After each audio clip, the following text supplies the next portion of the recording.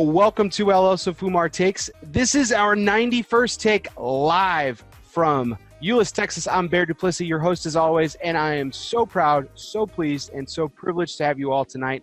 It's going to be a fantastic show. I am truly excited about our guest, but before I get to introducing our esteemed guest tonight, I do have to thank the people that make this show possible, and that, of course, is our sponsors. And tonight's show is obviously sponsored by Drew Estate. Drew Estate announces earlier this week, the release of the limited edition Liga Privada Unico Pancetta as a Liga Privada lounge exclusive for Wooden Indian Tobacco Shop in Havertown, Pennsylvania, and Barrister Cigars in Union, New Jersey. This once-a-year cigar release will be available at those two retail locations beginning on October 19th when each of these exclusive retailers will be hosting a special launch event at their respective store locations. The Liga Privada Unico Pancetta features a storied blend embodying two powerhouses from the Liga Privada lineup. Providing a spicy intensity, this cigar features a Connecticut stock cut and cured Habano Kappa utilized in the Liga Privada T52. To add raw might to the blend, a bold Brazilian Matafina binder and powerful fillers from Nicaragua and Honduras were selected. So check out those retailers and thank Drew Estate for their latest release. And if you are watching us on Facebook Live, we really appreciate it, or tuning in later and on YouTube, you are really appreciated. But if you are listening to wherever you listen to podcasts, whether that be Apple Podcasts, Spotify, Google Play, Podbean, and many, many other places, you are listening to us exclusively because of Cornelius and Anthony Premium Cigars. Cornelius and Anthony Premium Cigars is steeped in tobacco tradition for over 150 years. The Bailey family has been a part of America's tobacco heritage, passionately caring for the land they cultivate in Keysville, Virginia. Cornelius and Anthony's devotion to the finest grown tobacco and foremost aspects of craftsmanship allows them to introduce the most exquisite cigars to the market. They invite you to enjoy their portfolio of premium hand-rolled cigars and experience their dedication to producing an exceptional product. And again, just so excited to welcome you all in tonight. It's going to be a fantastic show, and I am so proud, so pleased, and privileged to introduce our guests. So without further ado, I'm just going to get to it. Tonight's guest, we welcome in Mr. George Rico of Gran Habano Cigars. George, how you doing tonight? I'm doing great. I appreciate it. Thanks for having me on the show. Oh, man, I am so excited about the show. When you agreed to come on earlier last month and be a guest on Take 91, I was so excited, and I was genuinely excited about it. We talked a little bit about before we went live tonight about some of the things that I was really excited about. But Gran Habano Cigars, and we'll get into it tonight. But it's for me, it's just been something that I've really followed for the last few years. And we talked a little bit about this before the show, but we talked about how. Again, this is in my opinion, and of course you agreed with it, was that Gran Habano has some of probably the most underrated consistency in the industry. And you talked a little bit about that. Why don't you share a little bit with our audience tonight? Well, I appreciate that. And it's kind of one of those things when you say it's underrated, it's something that it's unfortunate, because as a consumer out there, you should always look and see what's really in the whole spectrum, and Gran Habano probably fits around the middle. And our quality control is probably one of the best. Our consistency in our blends, like I was telling you before the show, if you smoke a Corojo number 5 20 years ago, you're probably going to taste and smoke the same cigar today and tomorrow, because our ideal focus has always been on our quality control, on delivering the same cigar, whether you're smoking it in the US, Abu Dhabi, India, or Africa. It's always going to be the same cigar, the same quality, and the same consistency in our blends. So that's our main focus. That's our sort of our motto, that we want to deliver the same cigar to every single person, whether it's today or next year. I think that just shows sometimes how much of a cigar nerd I am, because I'll run to that. I told you I work in the retail sector sometimes, yeah. And I work in the retail sector, and sometimes I'm talking to a consumer, and I'm like, hey, have you tried the La Conquista from Gran Habano, or the Blue Green, or have you tried the Corojo number 5? And Gran Habano, they sometimes I run into people, I'm like, how do you not? And I kind of I almost have to take a step back from a second and just keep professionalism, because I'm like, how have you not heard of these guys? They're just absolutely fantastic, and they've been, it's, again, like you just mentioned, this is gonna, in 2020, you guys are gonna be celebrating your 25th year. That's correct. It's really, really exciting time for you. And so kind of going into that, do you, and we didn't really talk about this before the show, but with it being your 25th anniversary coming up, you guys have any special plans or anything that's really exciting? Well, our focus is to introduce a project that I've been working on for the last 5 years. And it's going to be a very unique and very special Corojo number 5. A lot of people really appreciate our Corojo number 5s. It's one of the cigars that we make the most in our factory. So that coming next year for our 25th year, there is going to be a very unique Corojo number 5. And, I originally thought of this blend about 10 years ago, and it was supposed to be the Gran Habano number 7.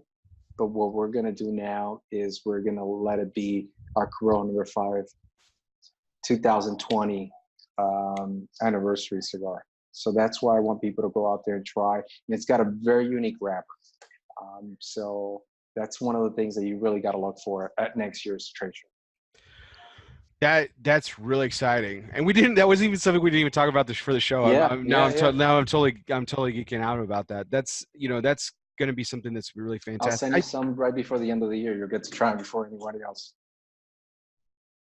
I will not refuse that. I will absolutely.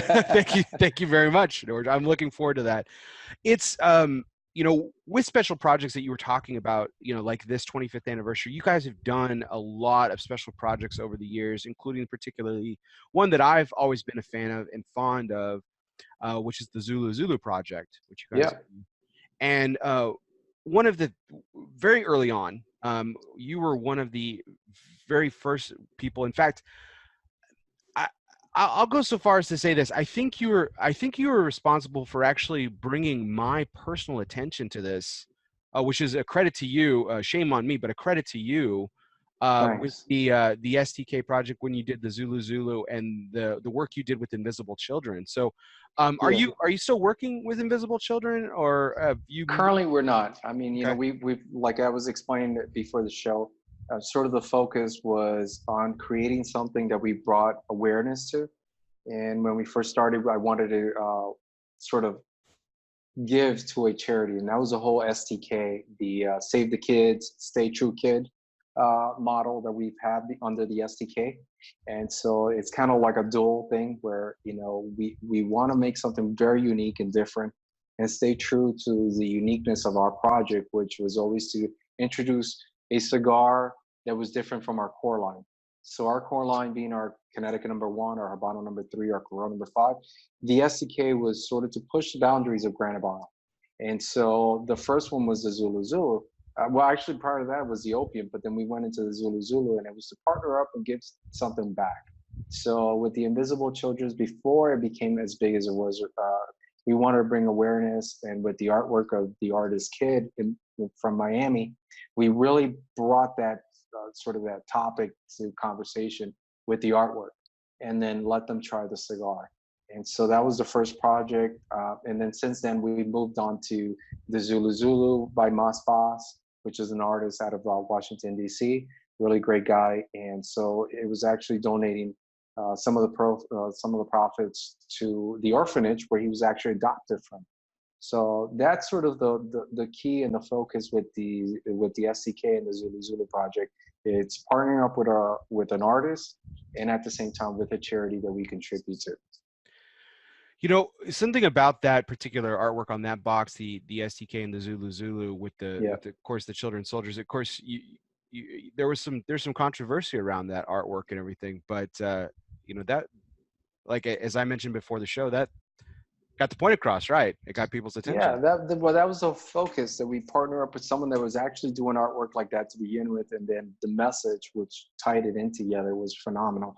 It just kind of worked really well, and it was the idea that we were going to bring the conversation forward with the awareness that we were trying to do with the project, and how children have been exploited either in different areas, and this was a particular one in Africa. With the child soldiers.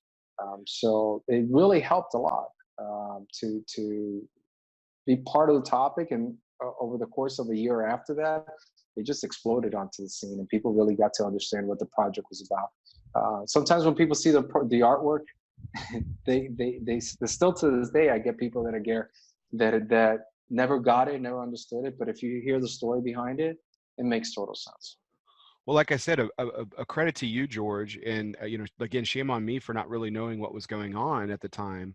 But again, I'll give you full credit on this, because I really think I remember succinctly, like, not getting what the artwork was about, doing the research, reading about it, and then that's when I watched Invisible Children, which, incredible, horrific, but incredibly well done documentary, and and understanding what that organization does and everything. And the thing about, I was actually having this conversation in the cigar shop, no less. And I don't want to get political tonight, but it was interesting, about, there's a lot of talk about, firearms in this country right now, and whatever side of the land on. And I said, and people were talking about, being uncomfortable. And I said, you want to talk about something uncomfortable with guns? And I brought up this project specifically. And I said, sometimes, certain things have to be brought to light, and you need to be felt uncomfortable in order for, like, true change to happen. And that's always the case. And I appreciate that. And I'm glad you brought that. It's still part of something that people could appreciate years after the project was done. To me, it is always trying to do something that's is going to make people talk, but for a purpose. And that's what this was. And I thought it was done well. But also to push boundaries of what cigars, because for the average person that goes to a cigar shop, this is a form of communication, a place where we could really kind of have a dialogue. And cigar shops have become sort of the 21st century barbershop, where a lot of ideas are shared in a lot of concepts. And then it's true to what you say. You have to make people uncomfortable sometimes to have them sort of make them aware really what's going on. Sometimes you might not agree, but at least now it opens the conversation. That was the whole goal with that. Absolutely. And really accomplished very well. So the skipping ahead of that was obviously a number of years ago, but you're still doing projects under the Zulu model, and looking for other opportunities to give back, which is just fantastic. But jumping ahead to this year's trade show, the two cigars that were kind of featured as new. One was a limited edition size of your cigar that was released from last year, the blue and green. But the second one was the Persian King La Contra. So quick update on that. Obviously, so there was an issue with it. But is there any plans for the an upcoming release of the Persian King La Contra? So really, the release of La Contra was just held up by, unfortunately, some situations that really kind of happened. And my goal is to release La Contra as soon as possible. I think it's a wonderful cigar. I think it's a different perspective on the Persian King, which is loved by millions of people out there that have smoked that particular cigar. We produce it quite a lot, and people have really appreciated. And it's to what you were saying before the show, is sometimes, complexity is over talked. This is a cigar that really just delivers a flavor. And so this is a new Persian King, and we're hoping to have it, originally I wanted to release it for November. We're pushing it for the beginning of next year, and we're going to start the year with that project out there. So it's going to be something that's really special, and I hope people could appreciate what we did with it. Kicking the 25th anniversary year off with a bang with the Persian King La Contra. Fantastic. Yeah. For us, really, what it comes down to, what I've always focused on with Gran Habano has always been to release something every other year. And as a business person, you want to give a cigar the ability to live within the industry. It could be successful, like the blue and green, which has become a phenomenal, a very successful cigar for us. Previous to that was the Black Dahlia, La Conquista, that I think it's underrated in my opinion. Not enough people have been trying La Conquista. And so, there's a focus of releasing something every other year. And last year we did the blue and green. We did a limited this year. And then we wanted to do something unique and special to the Persian King, but now we're pushing it with the release of the 25th anniversary. So it's kind of work out. We were talking about the great artwork of the Zulu, but the La Conquista artwork, that classic label, like, where did you find that? Was that something that, because that's not original, right? That you have something you found and brought back? Yeah. So that's actually, I've never been able to find it, but that's actually an artwork that I had for over 25 years. And so when I was going to release the Gran Habanos, I really wanted to do something that was very unique at the time, that was old and new with the Gran Habanos, with the color boxes, but we wanted to tie in heritage. And so the Gran Habano label was sort of something from the 20th century. And so we early 20th century, and then we wanted to focus on La Conquista and the conquest. And so that was an artwork that I had originally discovered or rediscovered, because I've never seen one after.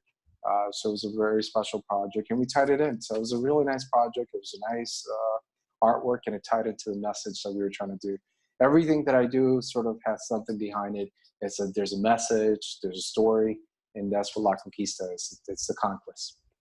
So the first time I saw La Conquista, I confess, I viewed it from this end. I viewed it for those people who are just listening. I used it from the back end, and I saw Gran Habano on there, and I was like, oh, that's cool. George, put a cedar. He's putting a cedar sleeve on, and it looks like a new label on, maybe the number, the number 5 or the number 1 or something. And I flipped it over, and I was like, what the, I was like, oh my gosh, that's awesome. And the La Conquista, the Black Dahlia, which I'm smoking tonight, and then a cigar that's just become my favorite since its release last year is the Blue and Green.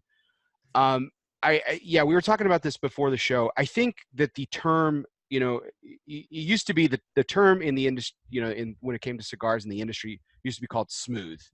Is a cigar smooth? And I cringe every time I hear that word, because it's like when people describe beer as crisp, it's like, it's like nails on a chalkboard.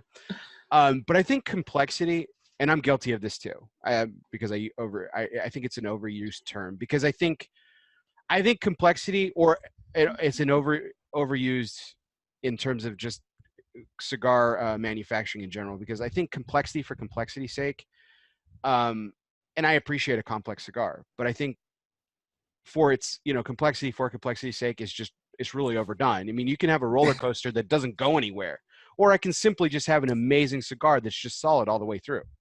And that's what those 3 cigars, to me, including the one I'm smoking tonight, kind of define. Well, I think I'm going to describe it, being in the industry for 25 years, starting out when I was like almost 18 years old, and, not really understanding much about cigars, and then moving forward, is the reality is that the cigar industry is not very original.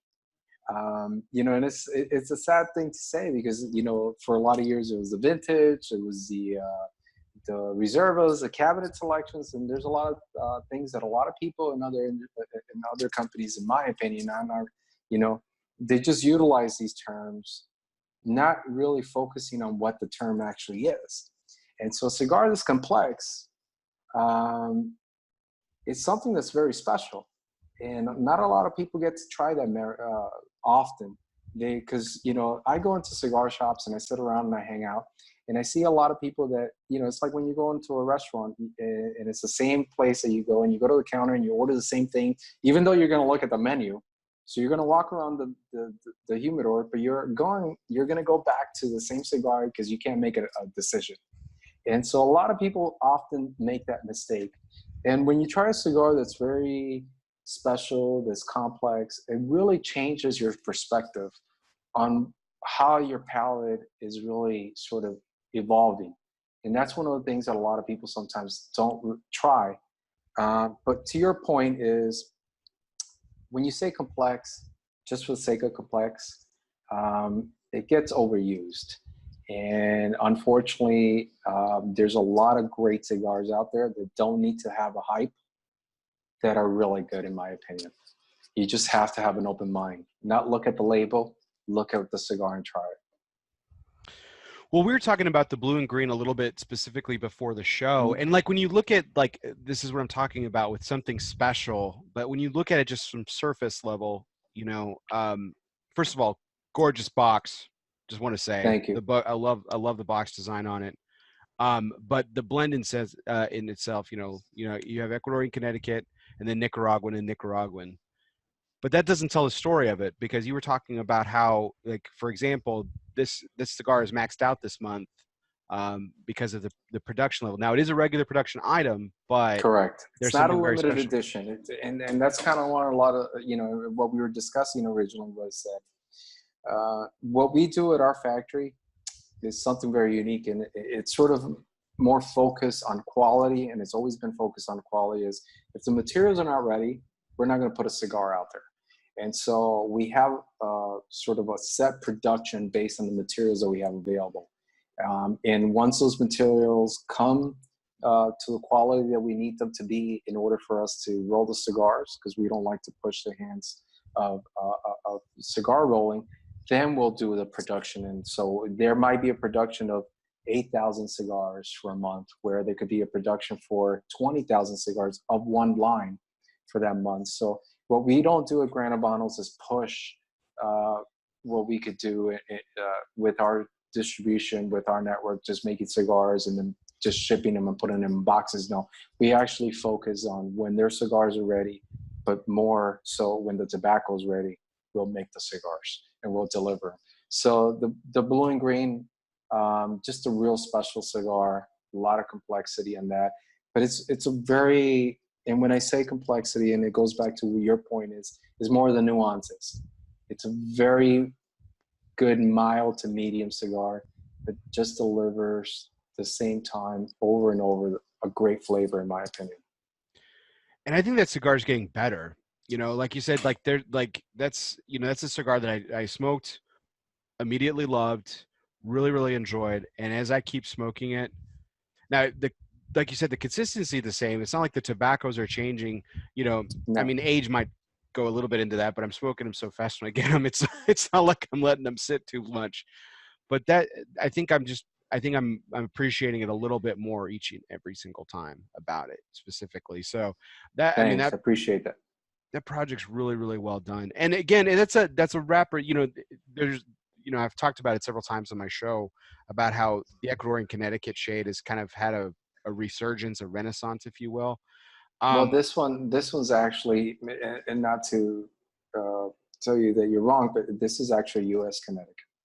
That's what makes it unique. that's right. You're absolutely right. No, that is, and that's something that is really special about it because the It's production so of limited, yeah. yes, For us to acquire the U.S. Connecticut that we use on that cigar is very limited. We're not, unfortunately, have access to a huge amount. So that's what makes this cigar so unique. and that's, now that I think about it, that's probably that might have something to do with it. But yes, I mean, that definitely, that definitely plays a part in the fact that you have to really kind of take your time and make sure that everything is Yeah. right because of the supply is at such a limitation and everything. A lot of people don't realize how limited true American Connecticut shade At this really point, is. it is extremely limited. And it's only due in part to the fact that there's less and less fields being planted every year. There's less and less farmers out there that see it as a viable crop. So it's harder and harder, and some of the bigger companies are actually utilizing that tobacco they're actually growing it, as an example, with Macnudo, with General Cigars, that they grow their own tobacco. And so there's less and less people out there producing that. And that's unfortunate. That's what's happening across the U.S. If you look at broadleaf, unfortunately, it's less and less every year, and we're losing something that's very special in the U.S., and it's actually tobacco farming. So it's a sad thing to see. It seems like broadleaf is kind of taking over the U.S. market. I mean, it is a huge trend in the industry. Mm-hmm. Broadleaf seems to be a big craze and everything. If you had to guess, George, and this is just based on your 2 decades plus in the industry now, um, because there are trends in this business. If the broadleaf trend were to dip, do you think that there would be a resurgence of American U.S. Connecticut shade, or do you think You No, know, I don't think at this point. I think this is sort of an industry that's sort of it's sort of going in one direction right now. I couldn't project, but I think if the demand was bigger, it's just every year there's less and less smokers. So the focus is less and less on the farming because it's so expensive here in the U.S. And so that's where you see a lot of Nicaraguans, a lot of Ecuadorian. There's a great Peruvian out there if you get a chance. I have a buddy of mine that farms Peruvian tobacco. That's as unique as it gets.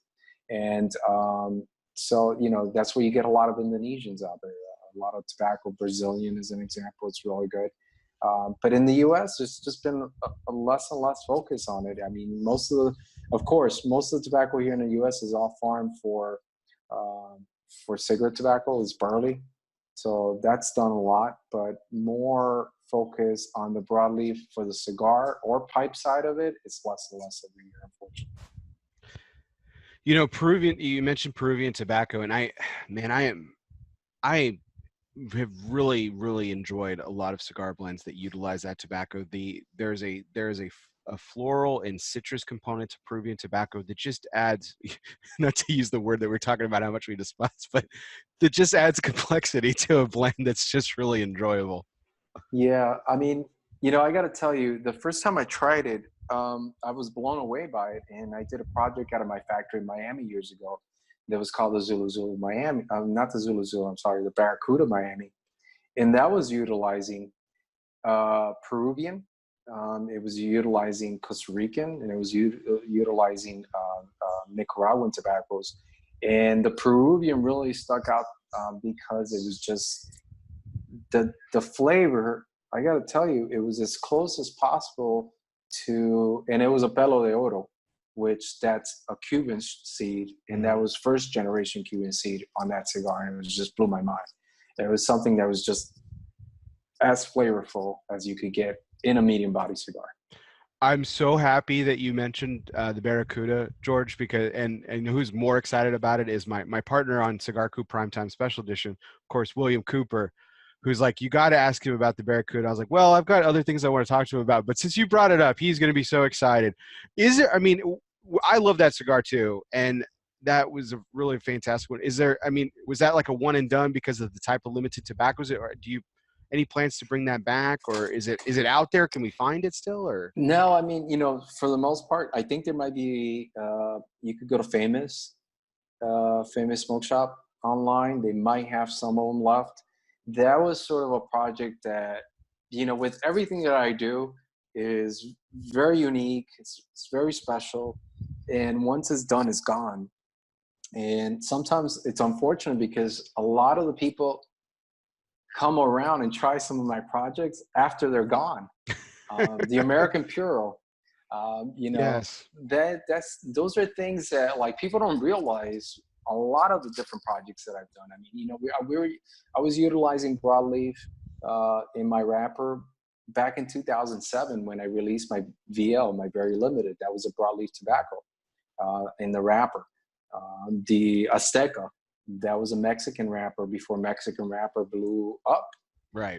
So, you know, I've always sort of tried to stay beyond the curve as much as possible because, you know, once people pick it up and it becomes trendy, to me, I don't like it. You know, once everybody's in the same room and they're playing the same music and appreciating the same music is when I'm out of there. And so it's enjoyable to do it when it's special, when no one's doing it. And so to me, it would just so happen that year with the American Puro, there was 2 other projects that came out with Kentucky Fire Cure. Mm-hmm. Yeah, so it was something that I was working on for years. So a lot of these projects that I work on are for years, are been in the works for years. But once they're out, people come around and tell me how special they are. Can they get more? And it's like, no, you missed it. You should have tried it when it was cool. So I'm not just saying this because you're on the show, George, but the thing about the American Puro that I thought was incredible was that I thought that the Kentucky Fire Cure, the KFC from Drew Estate, captured out of the 3 projects that we're talking about, the the Lucia Black Label, the American Puro, and the Yeah. KFC. I thought the KFC captured the like when you smell that cigar before it's even lit, you can tell and smell the definitive difference you can smell the fire cured tobacco. There's no other way to say it. I thought that captured that the best. I thought that the Lucia Black Label captured the aroma best on the actual smoke, like the actual retrohale a little bit. You got a lot of that smokiness, but the American Puro to me was the best of both worlds. And I thought it utilized the fire cured tobacco the best. Again, I'm not just saying this because you're on the show, but I've said that, and a lot of people will actually back me up on this. Appreciate it. Thanks. That it really captured the balance of what I felt that tobacco was to deliver and everything. Because I think the American Puro is a cigar that, if it were available still, like on a regular production basis, that is a cigar that you could enjoy on a daily basis. Like the KFC and even the Lucia Black, for instance. To me personally, it's a I have to be in a mood for that cigar. Yeah, They're fantastic. They're great individually, but I have to be in the mood. I could smoke the American Puro at any time. Yeah. For me, building that cigar was more of a focus of building a cigar that had a component that was the fire cure. It wasn't the priority in my blend. Mm-hmm. And so, years ago, I did a project that was using Perique from St. Parish tobacco, the original St. Parish tobacco. And, now it's not being farmed as much as possible as it is. And so there's a lot of Kentucky, and they call it, Perique. But Perique, when it was Perique, and it was that one family farming it, that was a very special cigar that I made years ago. And so once again, it was part to be a component of the blend. It wasn't the priority of the blend, and to deliver a flavor. But when you're making a cigar, to me, it's sort of, how does it interact with all the other tobacco? It's not, is it going to stand alone? No, it's how's it going to burn with all these other tobaccos, incorporating them in there. So that was the idea with the American Puro, and I appreciate it. I'm glad you guys enjoyed it. The Tres Magos is still the best, dollar for dollar, the best Culebra that's ever hit the market too. Since we're mentioning all these special markets, the special projects and stuff, but these special projects are built on a foundation of you are the fourth generation in your family to work in the cigar, work in tobacco, the tobacco industry and everything. So since you are the fourth generation, George, what is it like to kind of continue to carry the torch? That's something your dad built when we started the company 25 years ago, and then of course your grandfather and great grandfather, who even before him were doing working with tobacco. Well, for us, it's kind of unique because it's funny. It was my great grandfather, and then it skipped to my grandmother, believe it or not, where she had a tobacco factory in the farms in Colombia. So it's very unique. And then my father having grown around dark tobacco in Colombia. And for me, it's sort of, I really appreciate it. I mean, I got to tell you, I mean, if I was maybe in another industry, maybe like wine or spirits like bourbons or something like that, it's as special as it gets.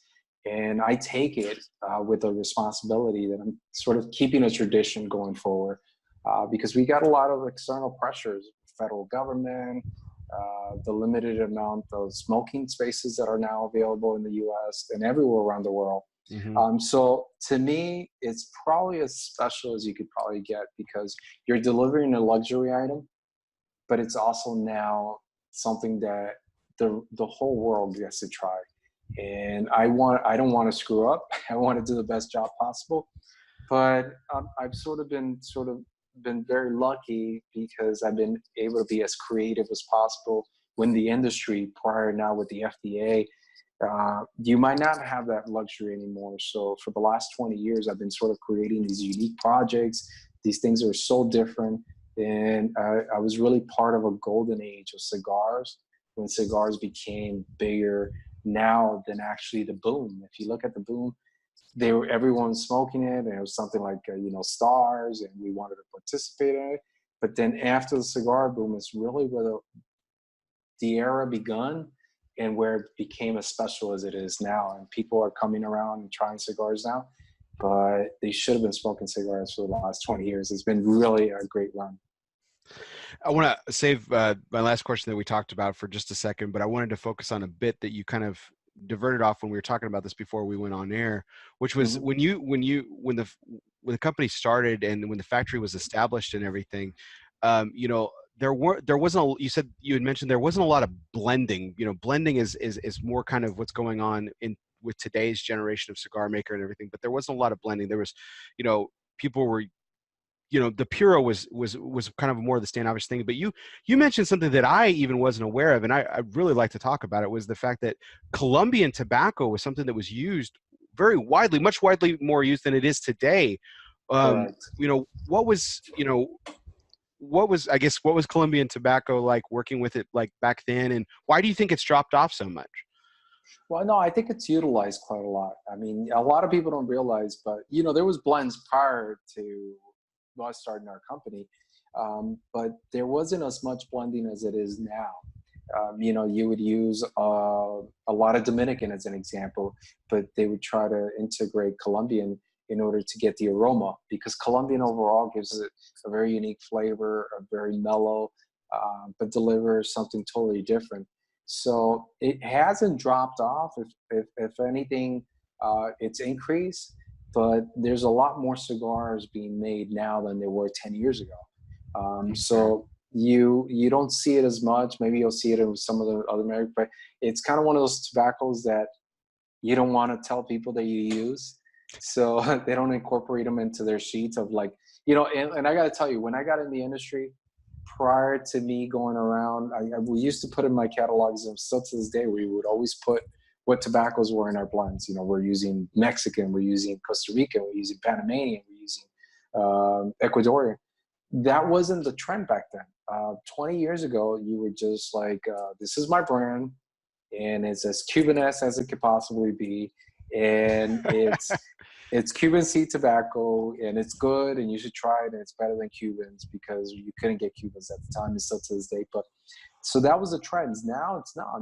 Now American brands are pushing the boundaries where now the Cubans are copying some of the sizes that we're making.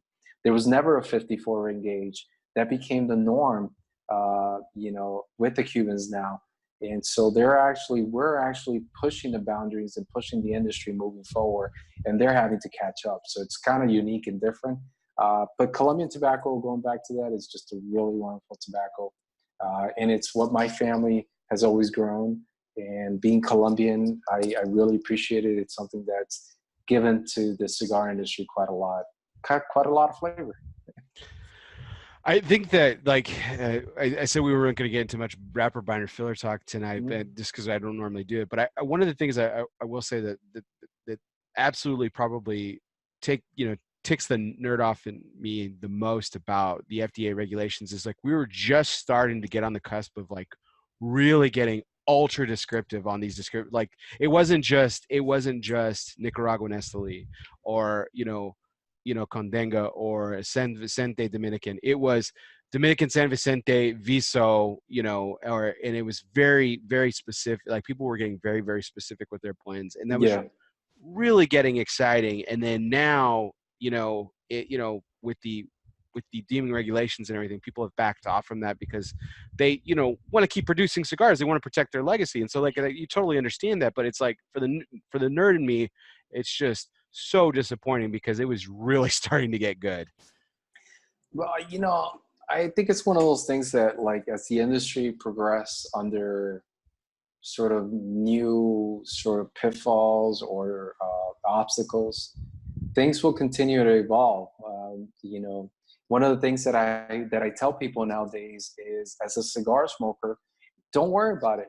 Look at vintages as something as a new thing. Because if you smoke a Gran Habanos from 2000, if you get to try Gran Habanos from 2012, that's what you should really look at as something as special as now focusing on vintages, on trying a cigar that was really 5, 6 years old. So it's actually going to make our cigars even more special, because the growing seasons are so different year to year. Even though you're using the same tobacco, maybe the same fertilizer, maybe the same farms, now we're looking at it as wine, which is even better in my perspective, because you get to try a cigar that the blend is the same, The blender is the same. The construction and manufacturing might be the same, because usually with these factories, you have the same rollers over and over every year, because they're very loyal to the factory that they worked on in. And so now vintages are going to be as unique as possible, because trying a cigar that's 2-3 years old to a cigar that may be a year old or 6 months old, you're going to try 3 different cigars, and that's what makes it special. So there's not it's not the end of the world. I'm a huge aging nerd, as a lot of our viewers and listeners know, and so like I do that with cigars and stuff. So that is a really, for everyone listening, please take George's advice, take my advice on that. It's aging cigars is a lot of fun, and paying attention to those vintages, especially those blends that you have loved for years, and kind of taking a look at them, revisiting them after with several years of age, Yeah, or even months, is really, it's a really exciting experience. It really is. true. So, George, one of the last questions I wanted to ask you was to dive in, and I told you how I specifically wanted to ask you this question, because the country of Honduras is fraught with incredible history. When you think of Honduras, people think of Plasencia, they think of Iroa. Oscar Valadares most recently has done some incredible stuff coming out of that country. Again, you guys are celebrating 25 years in 2020 of being in Honduras and everything. So the question that I wanted to ask you specifically is why Honduras, and why have you stayed there, and why was Gran Habano established there, and what is it about that place that has been so special for your company? Well, for us, like I was mentioning earlier, when we were going to open up our factory, my father went to Honduras, and it was only the reason why, because it was still early in the 90s, and we were looking where to open up our factory. And realistically, a lot of people don't realize this, because it's been so long ago. Oliva was in Honduras, Padron was in Honduras, and it was due in fact to the war. So a lot of people had migrated to Honduras, and that's really where the manufacturing aspect of cigars in Honduras picked up, because of the war in Nicaragua. So when we moved we originally wanted to go to Nicaragua, but there wasn't really that infrastructure that you see now. I mean, that's only been in the last 10, 15 years that Esteli has like boomed. Condega was probably about the only place that they were farming tobacco. And then Jalapa was just coming back, because that was where the war was. So we just felt that it was better at the time. Some of the best cigars at the time outside of Dominican, because Dominican was sort of the leader at that time in production, were coming out of Honduras with Rolando Reyes. At the time was like the king of all cigars, and so they were making Cubanese style cigars, but in Honduras, and the quality. And I still think to this day that Honduran cigars, manufacturing wise, by the rollers, are much better than Nicaraguans. Now, I will say that Nicaraguan tobacco, there's nothing out there better. There's nothing, and we farm in Jalapa. We've originally used to farm in Esteli, and we felt that the tobacco in the soil in Nicaragua has always been better. But the labor, and when we set our roots and we built our factory, we stayed in Honduras. We originally wanted to migrate in the early 2000s to, probably about 2006, we started thinking about migrating to, because our facilities, our farming, everything was in Nicaragua. Why have it across the border? But then with the political aspect of it, with sort of who's in power now in Nicaragua, we sort of looked forward and said, if there was a war in the 70s and 80s with this individual, and now he's going to be the president, why are we going to go risk? And so you see the outcome.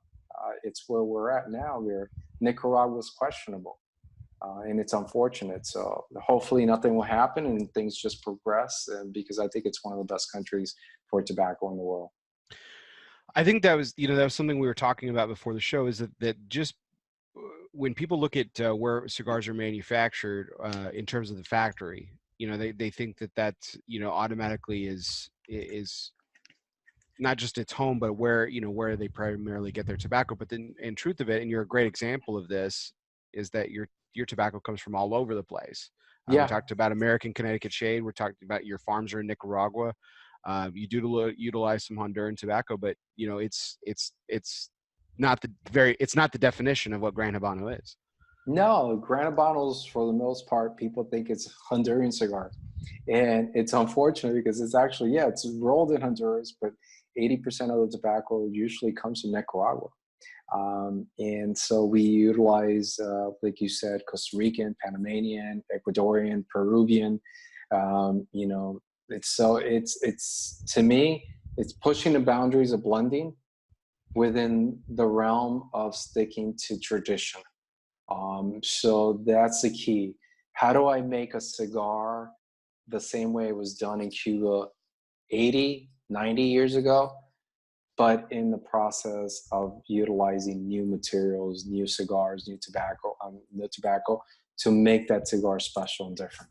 And that's always been the goal of Gran Habanos. I think that is something that's really special about what you all do, is because you guys, and I think an amazing, interesting point that you brought up. For there are so many individuals that have come to cigar smoking just in the last decade, that have, you know, and they're probably well learned smokers. You know, they've enjoyed a lot of cigars that are on the market and everything like that, and they probably are under the misconception of just how, you know, because of the dominance of Nicaraguan tobacco, and production that has boomed in the last 10 to 15 years, like you said. But yet your company's been around longer than that, and you've kind of seen the trajectory from that kind of perspective, that, you know, as you mentioned, a lot of people don't realize that, yeah, some of the companies that are the quote unquote definition of Nicaragua, they were in exile for a while in Honduras. You know, Yeah. Padron, Oliva. I mean, that's an incredible part of cigar industry's history that you were actually a part of, which is just awesome and fantastic. Yeah, I appreciate it. Yeah, so there's a lot more to, you know, sometimes a lot of people, it surprises me when I go out there and they look at the cigars that have probably been around for the last 4 or 5 years, and it's something based more on marketing. And it's wonderful I think competition is great, by the way. But there's one key element to something that's sort of, you know, in your face, new and different. And I think the American consumers, they sometimes go towards that, but there's culture and there's tradition that also goes into the cigars that people sometimes forget. So you might see a lot of cigars out there, but it's become like tequila. There's probably about very few manufacturers that are actually producing cigars nowadays. Yeah. I I think that's like I said, you know, not to repeat myself, but I think that's probably the best thing about this industry, is that the fact that it keeps ever evolving. And but at the same time, there's still as much evolution that's occurred, and as you just said, you know, you enjoy competition and everything, but as much evolution has occurred and everything, it's still an industry that really is based on terrific heritage and tradition. Like you know, there are other industries like it, you know, wine, tequila, you mentioned a lot of other stuff. um but you know, to quote a baseball movie that I'm a big fan of, Moneyball, with baseball, there's something very romantic about baseball, is the quote. There's something very romantic about cigars. And I Yeah. think of that, a lot of that is tied up in the heritage and the tradition that you all take part in, and something that certainly Gran Habanos is definitely a huge part of, for sure. I really appreciate it. So George, really appreciate your time tonight. I do have one final question. It's part of our curve. I call it my curveball segment, but it's not really a curveball. It's usually a softball that I throw up and everything. It's just usually something kind of fun and everything. But um, what I mentioned to you before we got on the show, that I've been following you for a number of years, and it all started actually with a cover, magazine cover that you were on. Cigar Press magazine featured you along with several other prominent members in the industry, kind of Yeah. touting you along with these other men as kind of the next generation, if you will. that were kind Yeah. of coming up, which is kind of funny considering, again, as we just talked about, Gran Habanos has been around since the mid 90s and everything. But yet you, Pete Johnson, Dion Giolito, John Huber, Jonathan Drew, and Matt Booth were all on this cover. And you actually did a really, really cool project this past IPCPR back in July. You guys actually reinvented or redid that photo, that iconic photo, which was just awesome. I mean, the ability to get all of you guys in a room is that's probably the only time it ever occurs or could ever occur is the trade show. But the fact that you guys redid that photo was really something. Was that what was that like for you personally to kind of recreate that moment? Well, for me, it was something very special because, you know, it was last minute, and it sort of took me back to about 6 years ago, I believe 6-7 years ago, and where I was in the cigar industry with the project. But as an example, the American Pure that was coming out, I was doing my factory in Little Habano, and I really wanted to get more into making really unique cigars, really special small batch projects. And it took me back to the photo shoot, the original photo shoot that we had in Miami in my factory. And it was very, you know, it just changed for me the perspective of how the last 7 years being in the cigar industry and what I've seen, and how much I've accomplished, and how, yeah, a lot of these guys we did change the industry. You know, JD with cigars, I think he's really pushed the boundaries of what some, you know, the Liga. Huber has done some really great projects. Pete has always pushed the boundary with his projects, and Matt is Matt, and Dion sort of with the traditional slash sort of understory. It was just very unique, just being part of that. I've always felt that. I don't know if I should be part of it, but I'm appreciative of what I've done and to be considered. So it was really enjoyable. I thought it was cool. So that leads me to my curveball question, George. So I've heard this question asked to other members of that illustrious cover, asked a different way. Like if you, and it's almost, to me, it's almost kind of like almost kind of disrespectful. Like who would you replace yourself with, or who would you replace somebody else with? And I'm like, that's the wrong question. So Okay. I want to ask you, George, I want to add a seventh person to that cover. Huh. And so Wow. who would George Rico add to that cover? Now, here's the twist on this, okay? Let's not necessarily, because that's kind of difficult to kind of look back in time and everything like that. So much, you know, there's water under the bridge. We've all slept since then and everything like that. But you have had many, many years in the industry. So my question to you is this. Who would be the seventh person on that cover from any part of your time in the industry? So that's, we're celebrating 25 years. So who would you add? And I'll add one more caveat just to make it a little more fun. Cause I know you're really loyal to your family. I don't want, but let's keep family out of this. So let's keep your dad off. Okay. or your grandma. Gee, that's a good question. That's definitely a curveball. I got to tell you, having been in the industry as long as I have, I really felt that the industry, as original as it's been the last 15 years, has really sort of strayed in a direction that I don't think it's original anymore. And that's why I think a lot of these guys that I'm part of with that photo shoot have always been so original, because they pushed the boundaries before it became cool to be like this, you know? So if I had to think of someone back that had to be in the industry that would be part of that crew, so it would be that person like 10 years ago, you mean? No, that person at any point. Like that's what I'm saying. At any point? Yeah. Okay, that's a good one, man. You got me there. I got to tell you, if anyone would be part of it at that point in time, it would have to be Rocky. I got to tell you, I mean, you know, he's been someone that's really changed the industry to what cigar celebrities are. And so I think he's done a really good job at promoting the industry and getting it to where it's at. I don't think he would fit in the group because of the different characters that are there, but maybe he would.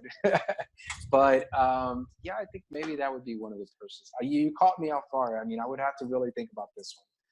That's But that's it's a great answer. I mean, I think like you said, like there's so many characters that have kind of passed and continue to be a part of this great industry. And when you think of just characters, maybe not, definitively like that fit, perfectly in that group, like I said, and that's why I asked it that way. Like, who would you add? Not subtract, not take anyone out, not remove yeah, yourself or anything. Like, who would you add? And Rocky's certainly that type of character. He is a character. He is the, yeah, he is the, like you said, he kind of put the cigar celebrity, so to speak, on the map a little bit. yeah, He's one of those pioneers in that way. We do have a comment from the chat, though. I thought I would share with you. We talked a little bit about cigar cool. aging, and one of our listeners tonight was talking about how he smoked a 10-year-old. Sean Miles smoked a 10-year-old Corojo number 5 a couple weeks ago, and it was exceptional. Thanks. That's wonderful. I mean, look, I got to tell you, that's my whole new mantra.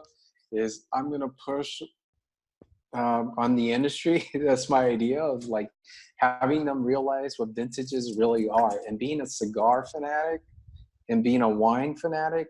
I think we need to really look at what aging does to cigars. And now with the FDA, vintages are the whole thing. And that's what I want to promote going forward, is really try my cigar now and try my cigar a year from now and see what I was trying to do and what I've been lucky in trying to, because I've smoked my cigars, 2 years, 3, 4 years, 20 years. And I've seen my cigars evolve, and I want people to go out there and do the same thing, not just for my brand, but for every brand, because there's so many good cigars that sometimes get neglected because there might be rushed to the market, but they're gems when you let them rest. And a perfect example of that was the Fausto. I thought that was a cigar that was over the top when it came out years ago. It was super strong, the original release. Mm-hmm. And then if you smoke that cigar about a year and a half later, it was one of the best cigars I've ever smoked. So go figure. It's really funny you mentioned the Fausto, because I was talking about that a couple of weeks ago too, about how that cigar ages is a great example of a cigar that ages really well. That is a phenomenal cigar that ages really well. Especially if you get a chance to go out there and look at the original release. Being a cigar geek myself, you got to find the original release. It's just to die for at this point in time. So vintages is the way to go going forward. Awesome. Well, George, I cannot thank you enough for joining us tonight. It's been just absolutely fantastic to sit down and talk with you. Like I said, I've been a fan of your cigars for years. Appreciate it. Really followed you. I've really followed you since that article came out. Been a big fan of it and everything. And was smoking your stuff before that, just didn't appreciate it because I didn't know the story and I didn't know everything that was about it. And that's why I do this show, is because there's always a story within a story within a story. And it can sound a little ridiculous and a little bit over the top, but when you hear the story, it adds 100% to the experience that the cigar delivers. And I think so as well. And I'm glad you're out there promoting cigars. I'm very happy that we still have this platform. And I really would love for people to go out there and keep smoking cigars as much as possible, because that's going to keep our industry alive. Absolutely. And then before long, we'll be talking about Gran Habano celebrating its 50th anniversary. That's the goal. I'll be 60 at the time. Oh, man. Still going strong and still going strong. There you go. Well, everyone out there, we really appreciate everyone else for tuning in tonight. It's been an absolute pleasure of mine to sit down and speak with George Rico of Gran Habano Cigars.